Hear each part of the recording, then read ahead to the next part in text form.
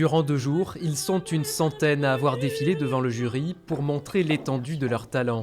Chanteurs lyriques professionnels, ils viennent de partout en France dans l'espoir d'incarner Carmen, Don José et autres Micaëla. On entend des sopranes, des mezzos, des ténors, des barytons, des basses, toutes les voix. On les auditionne pas pour un concert, mais bien pour un opéra. Donc il faut qu'ils aient un peu toutes les qualités vocales, les qualités de présence. Dans la foulée de leur passage sur scène, les candidats sont mesurés. Alors 53, longueur taille dos. Pour une éventuelle confection de costumes sur mesure. Ces mesures sont destinées à un lycée d'Agen qui a une classe spécialisée pour réaliser les costumes de théâtre. Car le projet Production Labopéra Périgord sera coopératif.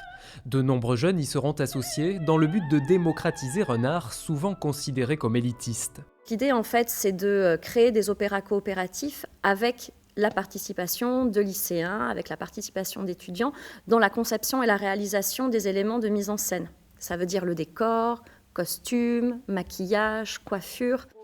Et sur scène, les chanteurs professionnels côtoieront aussi des choristes et des musiciens amateurs qui ont déjà commencé le travail et qui n'attendent plus que de connaître les têtes d'affiche du spectacle.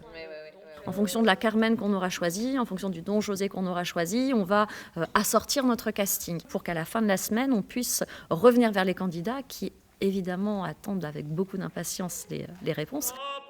Les solistes pourront alors se mettre au travail dès le mois prochain. Carmen, de Georges Bizet, sera jouée au Palio de Boulazac les 2 et 3 avril prochains.